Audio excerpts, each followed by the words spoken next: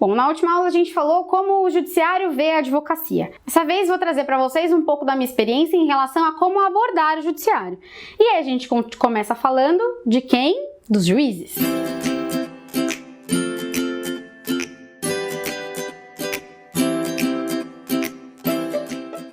Não, o juiz não é um lobo mau, ele não é o Deus e também não é o demônio e também não é idiota, como a gente falou antes.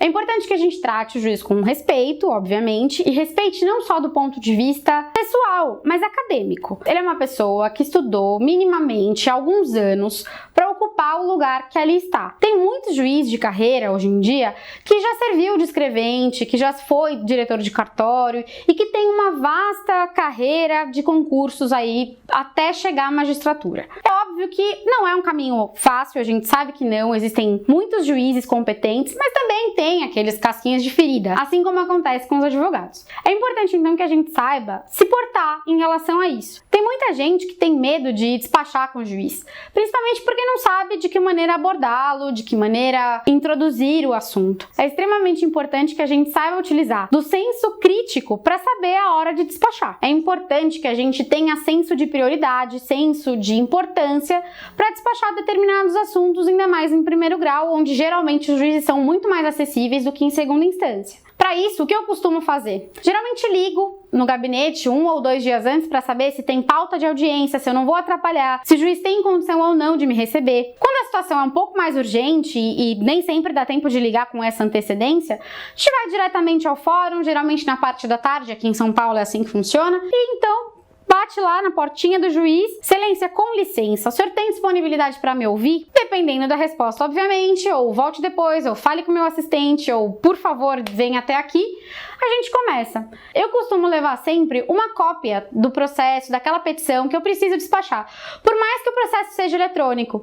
Geralmente levo com a margem, inclusive, já protocolada, já falo: excelência, essa peça já está nos autos, mas existe uma questão peculiar que eu gostaria de conversar com o senhor a respeito. E aí começo de maneira objetiva, clara, coerente. Excelência, acontece que estamos tratando de um processo de divórcio, a situação é um pouco mais delicada do que parece, não gostaria de ter que trazer determinadas provas para os autos, porque ainda tenho esperança de uma conciliação, mas minha cliente precisa aí de uma tutela específica, com uma determinada urgência, é uma questão de alimentos, a criança está sofrendo na mão do pai ou na mão da mãe, está tendo aí um indício muito sério de alienação parental, enfim, a gente vai explicar para o juiz numa conversa, num bate-papo. E é óbvio que vai rolar um nervosismo, às vezes as pessoas falam muito rápido, então é importante que você se faça entender. As 2 primeiras vezes, 3, 4, sei lá, pode ser que seja um pouco mais difícil, mas o que me ajudou muito a não ter medo de despachar com nenhum juiz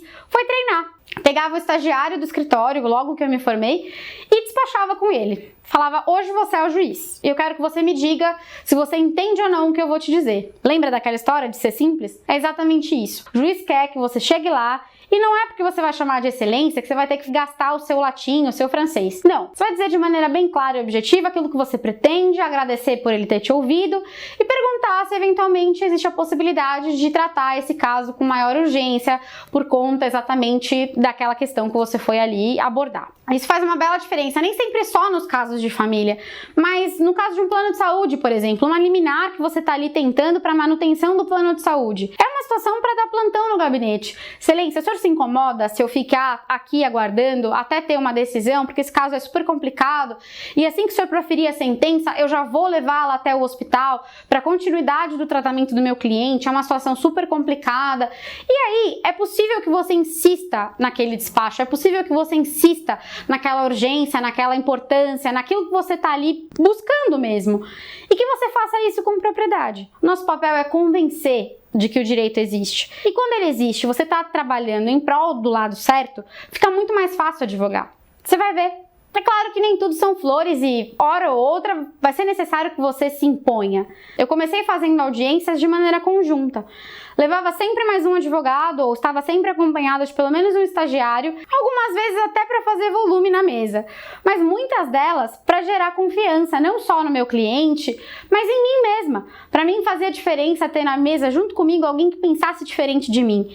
e que pudesse complementar eventualmente o meu raciocínio, caso me desse algum branco, caso eu não conseguisse dominar o processo. E aí a gente começa a falar de como se portar em audiência. Audiências de conciliação presididas pelo Sejusc que merecem tanto ou mais atenção do que a gente leva para as audiências de instrução, porque é ali que vai haver a primeira oportunidade, talvez, do processo de uma composição. É muito comum, inclusive algo que se tem como premissa, que os mediadores, as pessoas que estão ali para tentar intermediar essa situação e chegarem num acordo, não tenham muito domínio do processo. Então, muitas vezes a gente fala, vai lá para resolver um divórcio, uma guarda, ou qualquer assunto correlato ao direito de família, e as pessoas não têm noção do que está sendo discutida. É sempre muito importante que o advogado introduza o assunto. Então, a gente imagina aí que a gente está lá sentado na mesa, seu cliente, eu sou a advogada da parte contrária, o meu cliente e o mediador. E geralmente o escrevente fazendo a ata daquela sessão. O que a gente vai trabalhar ali? É muito importante que no começo, ou você ou o advogado da parte contrária, sempre com muita educação, comece então a falar. Fala, olha, se você não se incomoda, queria só dar um panorama geral de como está o processo nesse momento. Se trata de um divórcio, onde a Mariazinha e o Joãozinho estão se separando, e nós estamos no momento em que o impasse se dá por conta da venda de um imóvel. Nós estamos aqui então para tentar mediar essa situação. A partir do momento que você traz para o judiciário e traz ali para o mediador qual é a situação que está sendo discutida, até porque as sessões não costumam demorar mais que meia hora, 40 minutos, ele tem ali um subsídio para poder entender qual é a necessidade das partes. E aí, geralmente, o advogado da outra parte vai complementar com alguma informação, as partes mesmo têm a oportunidade de falarem entre si e muitas vezes isso é extremamente necessário, porque é muito comum que as mágoas venham à tona. E essa audiência, por mais que não seja presidida por um juiz, é tão importante como qualquer outra fase do processo. Voltando para a questão da audiência de instrução, ela também demanda um preparo, também demanda que você esteja preparado não só para uma eventual oitiva de testemunha ou oitiva das partes, mas que você tenha domínio do processo, que você tenha lá um relatóriozinho dizendo em que folhas daquele processo houve a citação da parte, de que folhas a que folhas consta a petição inicial, a contestação, os documentos, quais são os documentos mais importantes, que você tenha uma noção do andamento daquele processo, assim, de bate-pronto. Quais são as partes mais importantes, né? Pontuar sempre as datas, se a gente estiver discutindo uma questão temporal de separação de fato, divórcio, reconhecimento e dissolução de união estável, as datas é que são bastante importantes. E é nessa questão que a gente precisa estar atenta quando da realização das audiências de instrução.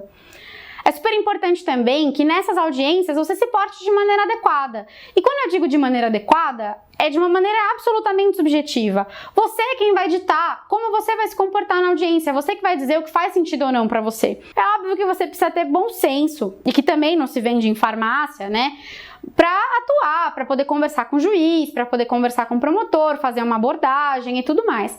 Eu costumo dizer que a audiência é uma caixinha de surpresas e que você pode estar super bem numa audiência e pode ser uma audiência frustrada, só perda de tempo. Aquela reunião poderia ter sido um e-mail. Mas também tem situações em que ela começa aparecendo essa reunião que poderia ter sido um e-mail e de repente se torna o seu troféu. É muito importante que você tenha propriedade para fazer essa audiência e isso a gente só vai conquistar fazendo audiências. É por isso que eu não sou contra muitos advogados em início de carreira que divulgam o seu trabalho para fazer pontualmente audiências. A gente tem o caso da Justiça Trabalhista, em que existem advogados que são especializados em fazer audiência. Existem cursos em diversas plataformas que ensinam como abordar um juiz, como abordar um promotor, como você deve tratar o escrevente, quais são as perguntas principais que você tem que fazer, quais quesitos você tem que elencar, quais são os conselhos que você tem que dar para o seu cliente, coisas nesse sentido.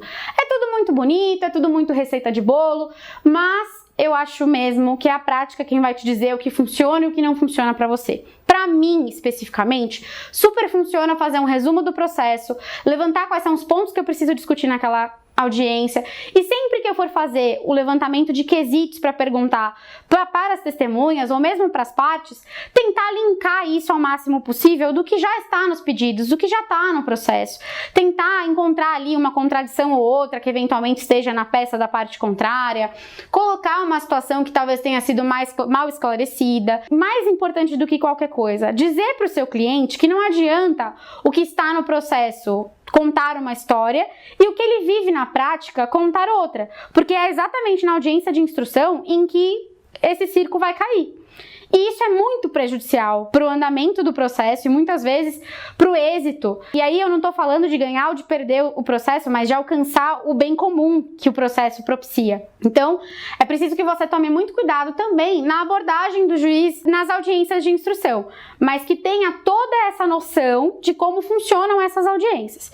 Existem excelentes cursos, excelentes oradores, e aí eu volto a dizer para vocês, não necessariamente um curso de técnicas de audiência que vão te ajudar a ter uma oratória melhor. Existem especialistas em storytelling que vão transformar a sua oratória de uma maneira brilhante, e aí de repente, você, advogado recém-formado, vai virar a estrelinha da sustentação oral do tribunal. E isso é importante que a gente olhe para fora da caixa, que não procure só cursos jurídicos para fazer, porque a visão do mundo mudou. Tudo é globalizado. Então, se você procura, talvez, não sei, um curso para poder ter uma oratória mais desenvolta, uma eloquência melhor, não deixa de considerar essas outras opções. Vou trazer aqui para vocês algumas opções no material de apoio de escolas que fornecem esse tipo de serviço, esses cursos livres, esse material que, no meu ponto de vista, é brilhante, para que você tenha essa segurança.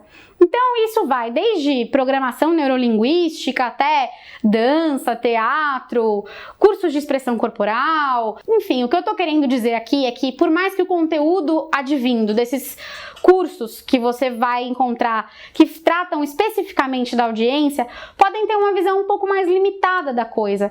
E que se você se colocar para o mercado tentando encontrar ferramentas que não são usuais dentro do direito, pode ser que isso te destaque dos demais. E chegou a hora da gente falar do Ministério Público atuando em direito de família. O assunto é polêmico, porque tem muita gente que defende que os promotores têm liberdade para atuar nos processos, podem recorrer de sentenças às quais eles não concordem e tudo mais. Aqui, pelo menos, a grande discussão é se guarda alternada realmente faz mal para a criança ou não. Principalmente quando a gente conquista isso através de acordos que fazem todo sentido no campo prático, mas que, segundo estudos que nunca são mencionadas as fontes, faz mal para a criança.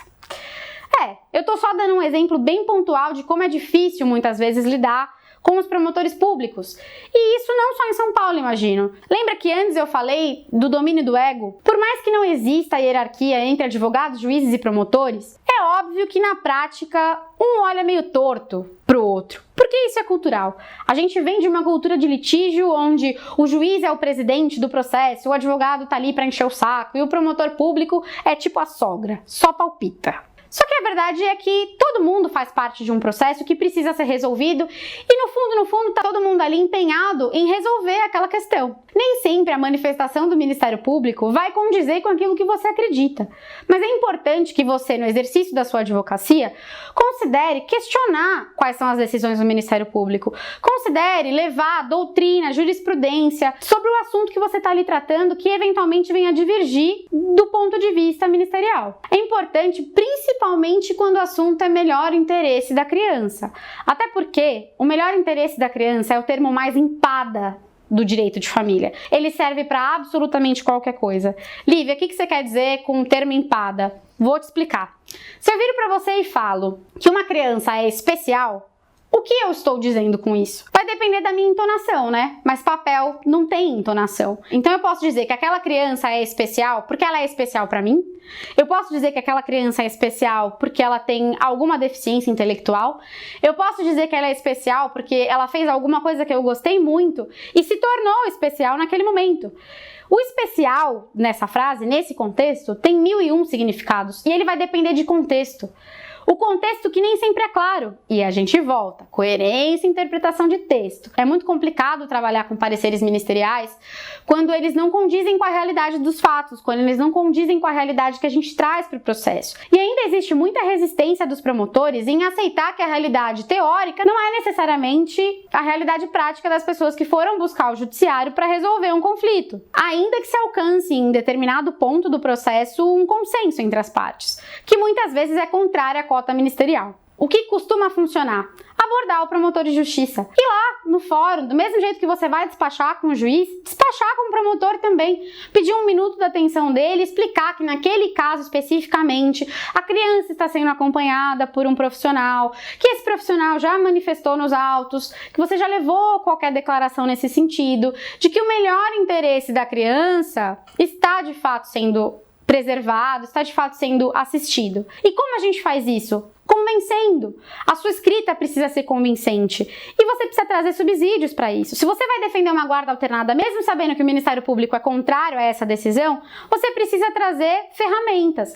E essas ferramentas vão vir da onde? Vão vir da doutrina, vão vir da jurisprudência, vão vir de direito comparado. Existe uma associação em Portugal, por exemplo, que super defende a guarda alternada. Da mesma maneira que existem associações que defendem que a guarda nidal, aquela em que os pais deixam a casa para os filhos e vão ali visitá-los, sendo responsabilidade da manutenção daquela casa de maneira compartilhada, não só do ponto de vista material, mas do ponto de vista da rotina das crianças, que para nós não faz sentido nenhum, mas tem gente que defende de tudo. A gente vai usar essas ferramentas para defender o caso concreto daquele cliente. Se faz sentido para o cliente na prática, então a gente pode tentar levar isso para o judiciário e mostrar que no direito de família, de fato, a gente vai trabalhar caso a caso. Nem sempre a gente vai conseguir isso de maneira exitosa, mas que nenhum promotor me ouça, quem manda mesmo é o juiz. Brincadeiras à parte, aqui em São Paulo a gente fundou o Núcleo FAM, Núcleo de Aprimoramento das Práticas de Direito de Família e Sucessões. Com qual objetivo? Exatamente esse: aproximar os diálogos do Ministério Público em relação aos advogados, em relação aos juízes, em relação aos assistentes técnicos, aos peritos do fórum, enfim, entender como funcionaria a máquina, como seria a atuação de forma ideal do ponto de vista do outro.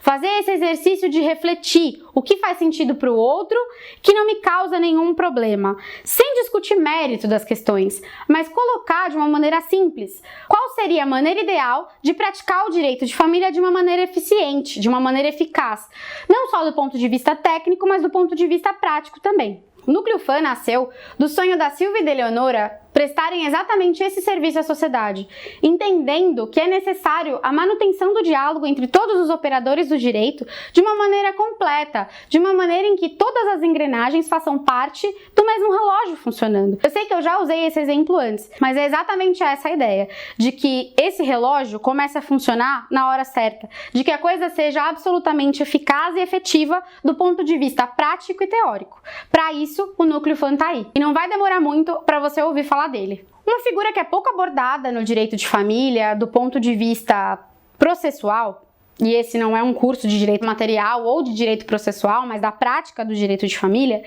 são os assistentes técnicos. E esses assistentes técnicos aparecem quando? Eles são extremamente necessários no processo? Muda a vida do cliente ter um assistente técnico? Muda. E vou te explicar por quê. Porque você fez direito, você não fez psicologia, você não fez administração, não fez contabilidade, e ainda que tenha feito, se optou trabalhar com direito, eu estou considerando que você é só advogado, que você vai desempenhar bem o papel de advogado, ainda que você tenha conhecimento acessório em qualquer uma dessas áreas que eu falei, ou outra ainda.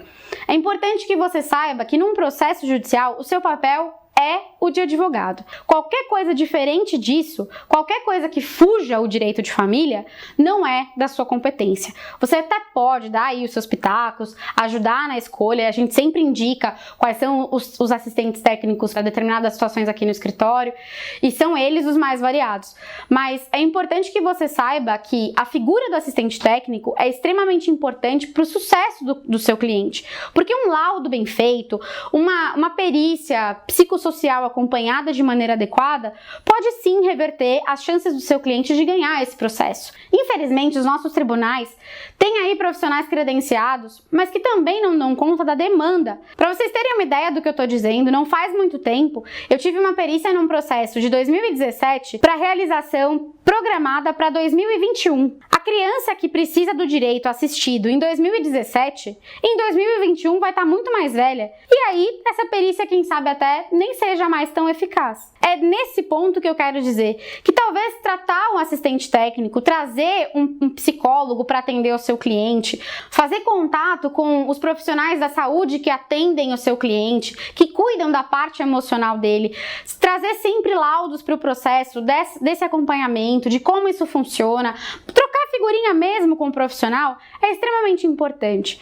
Como eu disse para vocês lá no vídeo de estreia, nem sempre a solução que a gente busca no processo está dentro do direito, mas muitas vezes no apoio da família, no apoio emocional que vem do profissional de saúde. Se trazemos para o processo um assistente técnico que tem aí o know-how de como funciona essa função no judiciário, mas que tem uma certa proximidade com o seu cliente, talvez faça sentido, talvez não. Nós temos aqui no escritório uma gama de profissionais que prestam serviços para os nossos clientes, que trabalham só pontualmente no processo, mas também já tive êxito trazendo o profissional que assiste a pessoa na vida real para fazer parte desse contexto, porque convenhamos, a perícia no fórum não vai demorar mais que 30, 40 minutos, quando muito, pelo menos aqui em São Paulo. Então, o que eu entendo? Que existe uma disponibilidade maior, um conhecimento daquele caso, daquela criança, daquela família, daquele núcleo, para ser integrado no processo. Às vezes, uma frase fora de contexto vai gerar um pretexto absurdo para gerar uma sentença absurda. E não é isso que a gente está querendo. A gente quer exatamente evitar esse comportamento. É importante que a gente trate os peritos, os assistentes técnicos, com a dignidade que a profissão deles exige. Do mesmo jeito que eles também vão tratar a gente com a mesma dignidade que a nossa profissão exige. E é importante, então, que isso fique às claras. Eu, como advogada, não dou pitaco em laudo elaborado por psicólogo. Não dou pitaco em laudo elaborado por assistente técnico nomeado pelo meu cliente. Ainda que eu não concorde muito com ele. Por quê? Porque às vezes ele vai me trazer uma outra visão do processo que eu não tinha. É essa visão multifacetada que a gente precisa trazer para o judiciário. É a questão da interdisciplinariedade, aquele palavrão que a gente tem medo. E por que a gente tem medo? Porque a gente quer ter domínio do processo, porque a gente quer trazer a questão do direito, quer debater tese, trazer jurisprudência, esmiuçar as teses todas. Isso não faz sentido se você está trabalhando com a vida de uma pessoa. Desculpa as pessoas que pensam diferente, mas para mim é mais importante que eu perca um processo e que o objetivo ali seja alcançado do ponto de vista prático, do que eu ganhe esse processo, emoldure a sentença no meu escritório e as pessoas envolvidas não tenham resolvido efetivamente o seu problema. Para isso, então, eu acho extremamente importante que haja participação dos assistentes técnicos de maneira coerente, de maneira valorosa, e que isso seja reconhecido pelo advogado. E não só os assistentes técnicos, mas também os profissionais que assistem essas crianças, que assistem essas famílias, o seu cliente, o cliente da parte contrária. É muito importante ter essa visão macro do problema. Outra questão delicada é quando a gente vai abordar desembargadores, e principalmente quando as câmaras deles não concordam com as teses que a gente está levando. Por isso que eu digo que é sempre muito importante que a gente conheça o posicionamento daquele desembargador, ou daquela câmara, daquela turma, quando o caso. E é importante também que a gente preste atenção, que a gente olhe com atenção para o comportamento daquele desembargador, muitas vezes fora do tribunal.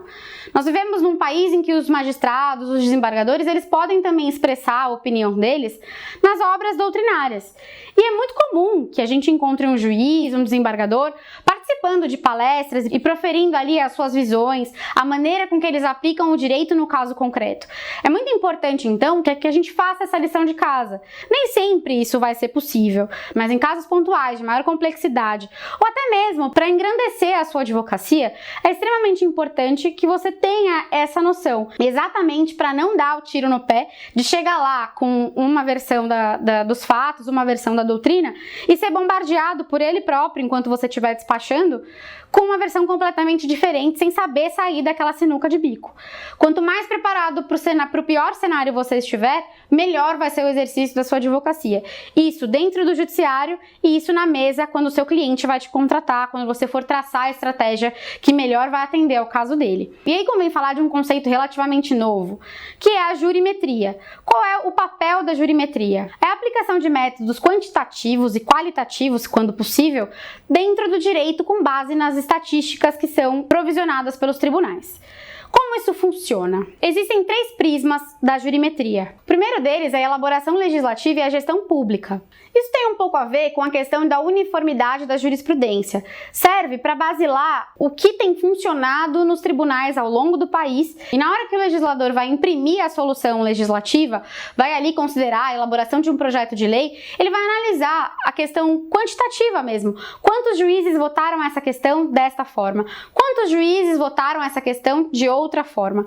E vai ali basilar aquilo para ver o que faz sentido para a sociedade. Além de ajudar os magistrados a tomarem decisões mais coerentes e mais coesas dentro de um determinado sistema, ajuda com que o cidadão que deseja ter acesso à justiça tenha maior facilidade de entender como aquele mecanismo funciona, porque é como se traduzisse os mecanismos legais. Pode parecer um pouco confuso, mas o segundo tópico da jurimetria faz com que essas coisas fiquem um pouco mais claras. O segundo prisma da jurimetria é servir de ferramenta para uma decisão judicial coesa.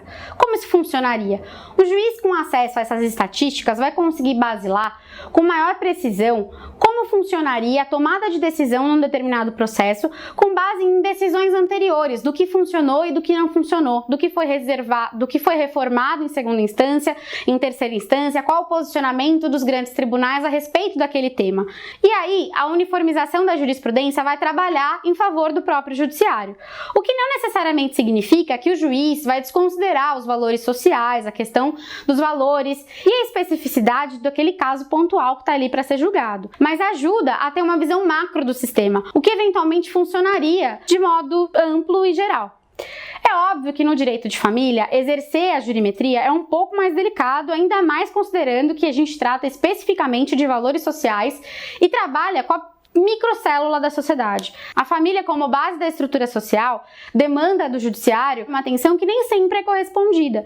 E ela não é correspondida porque, como a gente disse antes, não tem como o Poder Judiciário dar conta do que as pessoas entendem que é justiça. E isso faz com que o trabalho fique um pouquinho mais truncado. Então, a intenção da jurimetria aqui em relação à decisão judicial é exatamente calibrar essas decisões. O outro prisma da jurimetria é exatamente fundamentar as instruções probatórias.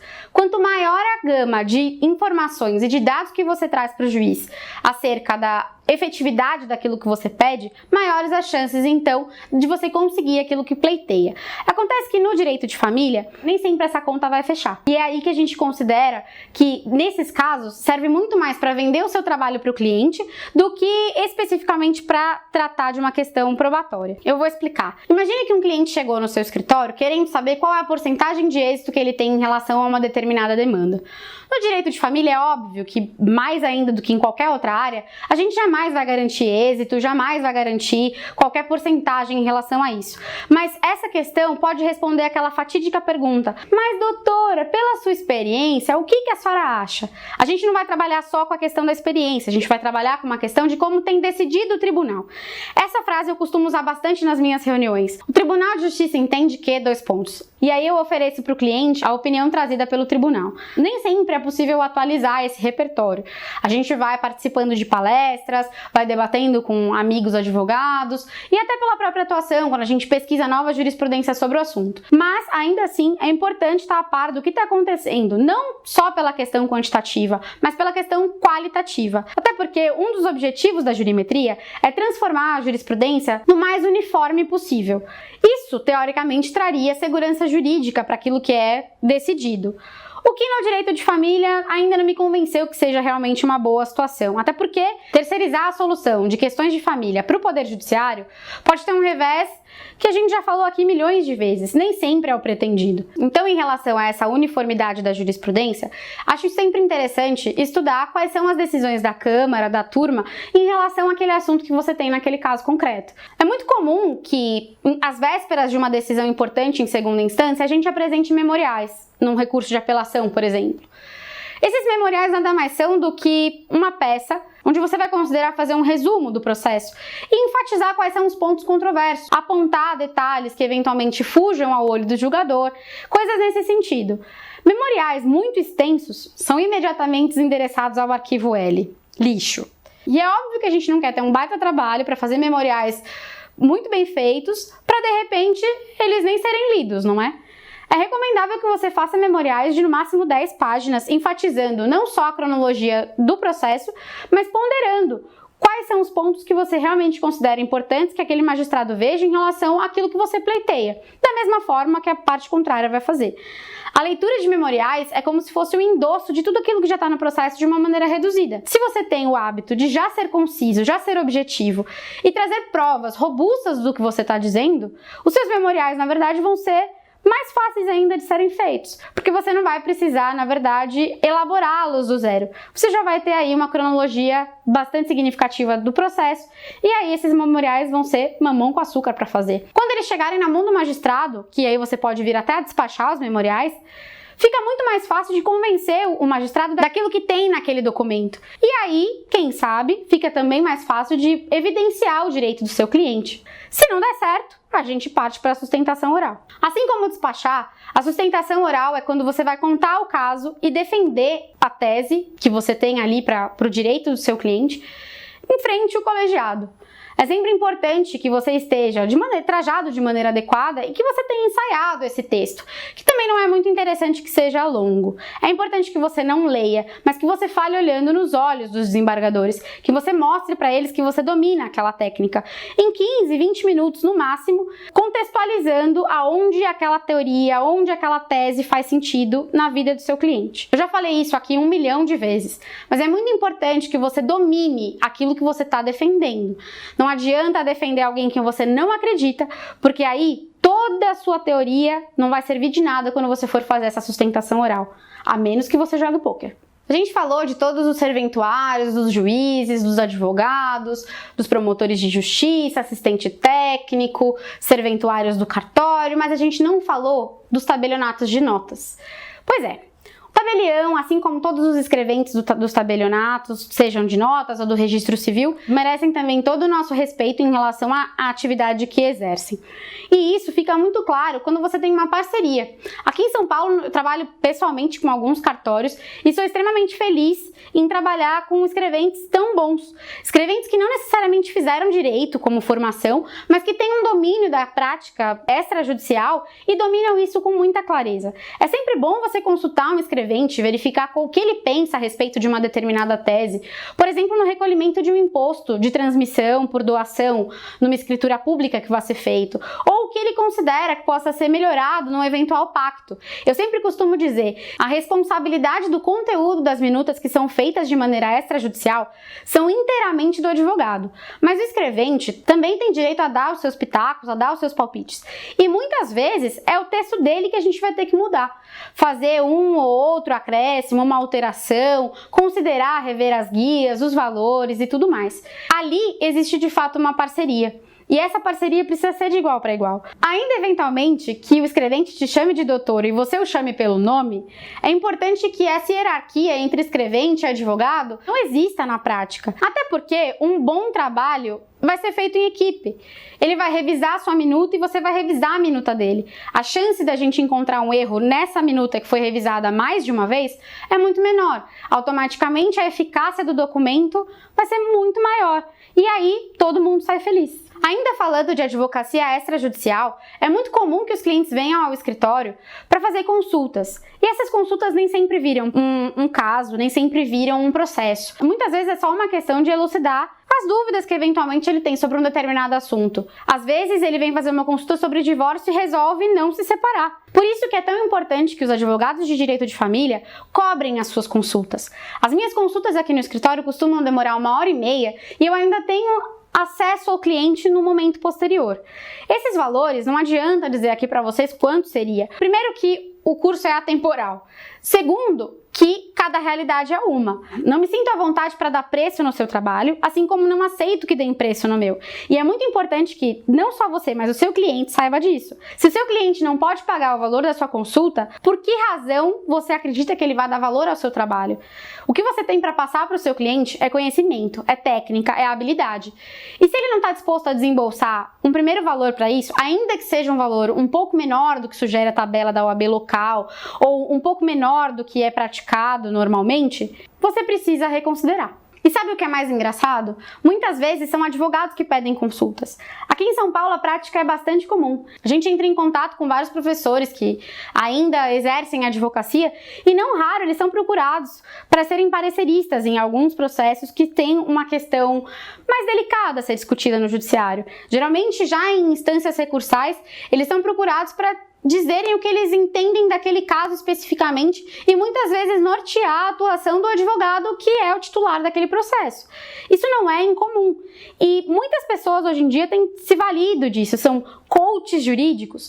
E eu não estou aqui para condenar a atuação de ninguém, só acho que antes de você fazer esse tipo de contratação, você precisa ser criterioso. E valorize também os honorários daquele advogado que você está contratando. Afinal de contas, se você reconhece que ele sabe mais que você e que naquele caso especificamente a opinião dele é extremamente relevante, entenda que não só para o seu cliente, mas para a sua advocacia, para o seu exercício, isso vai ser um investimento.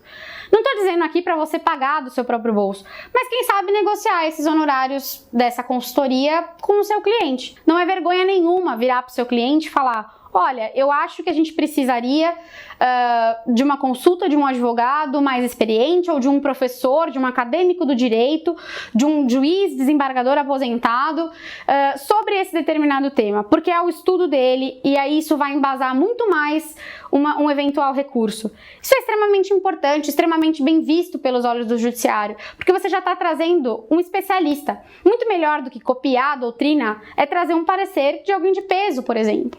Então isso também há de ser considerado. E por que não? Hoje você faz a contratação, mas amanhã você pode ser o contratado. Basta que você tenha um gabarito para isso. Basta que você tenha expertise. E expertise a gente adquire. É só você estudar. Na próxima aula, então, a gente vai falar das peculiaridades do direito de família e das sucessões de uma maneira meio fora da caixa. A gente se vê!